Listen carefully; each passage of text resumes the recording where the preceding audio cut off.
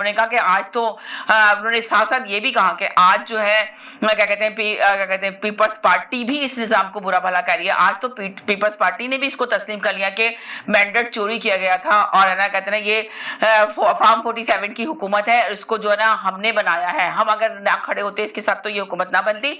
और इधर फजलुर रहमान साहब ने भी कहा कि मैंडेट चोरी किया गया, जिसको मैंडेट था उसको दिया जाए। तो आप तो काफी सियासी जमातें जो हैं क्या कहते हैं इमरान खान के साथ हैं, तो आप बताइए कि ये जो कह रहे हैं कि तमाम सियासी जमातों को बैठना चाहिए, तो क्या ऑन बोर्ड लेंगे ये सियासी जमातों को या नहीं लेंगे, इस पे हम गुफ्तगू करेंगे। मगर फिर कहते हैं लफ्जों का चुनाव बहुत अच्छे से अदा कीजिएगा, ऐसे लफ्ज बोलिएगा जिससे किसी की दिल आजारी ना, उसका खास ख्याल रखिएगा, अपने टॉपिक पे रहिएगा, अपनी बात पे रहिएगा तो ज्यादा बेहतर।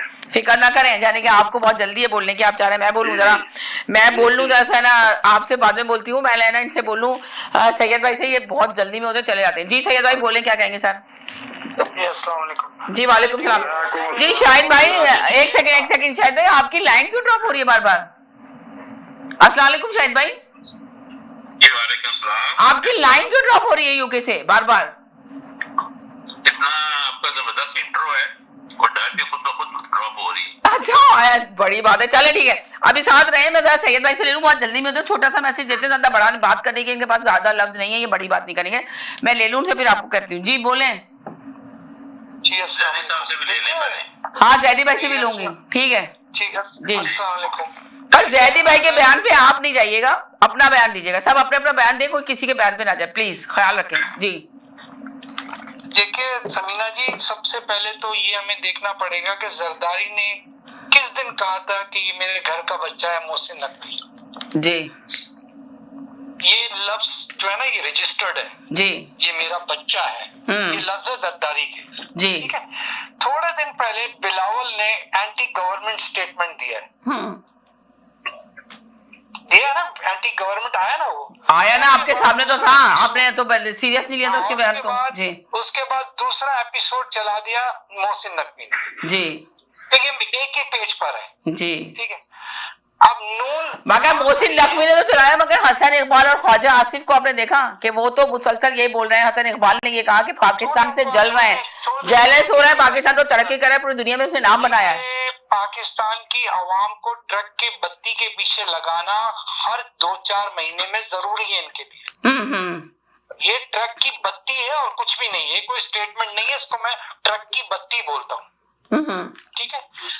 एक तरफ वो ये कह रहा है कि निजाम खराब है, लेकिन ये हुकूमत अपना टाइम जरूर पूरा करेगी। उन्होंने ये कहा है, साथ साथ का है, बिल्कुल जी।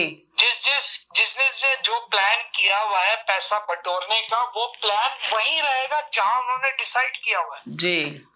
जिन्होंने जितना पैसा बनाना है उस वक्त तक उन्होंने बनाना है, वो उनके शेड्यूल के अंदर। जल्दी बोले ताकि सबको जल्दी टाइम दूं। जल्दी मुझे आप बताइए कि मोहसिन नकवी ने जो ये स्टेटमेंट दिया है, नीचे मैंने रिमार्क्स पढ़े थे, एक स्टेटमेंट भी उसकी फेवर में नहीं था। सब लिख रहे थे इमरान खान जिंदाबाद, पीटीआई जिंदाबाद, बॉटम लाइन। कह रहे ना कि इमरान खान का इखलाकी फतह हो गई, इमरान खान को इखलाकी फतह हो गई, इसलिए कि इमरान खान का भी तो यही बयान था कि सिस्टम सही नहीं है, निजाम सही नहीं है।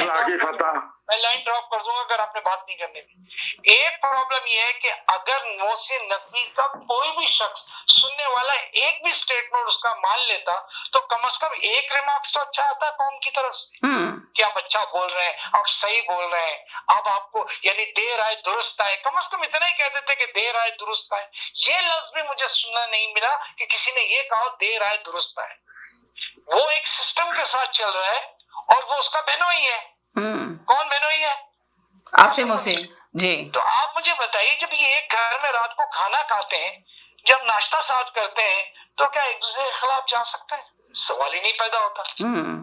आसिम मुनीर के इजाजत के बगैर मोहसिन नकवी पर भी नहीं मार सकता, कोई बात नहीं कर सकता। जो कुछ बोलना है सबसे पहले हमारे फील्ड मार्शल से पूछना पड़ेगा, क्या मैं ये स्टेटमेंट दे दूं? हाँ ये स्टेटमेंट दे दो, क्यों दे दूं, कैसे दे दूं, वो ये नहीं पूछ सकता, उतनी भी ताकत नहीं है। सिर्फ कहा जाता है ये कर दो, वरना एक वजारत दाखिलिया की क्या मजाल कि वो प्रेजेंट प्राइम मिनिस्टर के बारे में ऐसा बोल दे, गवर्नमेंट के खिलाफ ऐसा बोल दे, 2 मिनट में उठा के ना उसके ओहदे को बाहर, लेकिन उसे निकालेगा कौन? प्राइम मिनिस्टर तो उसको निकाल नहीं सकता मस्जिद दाखिला को।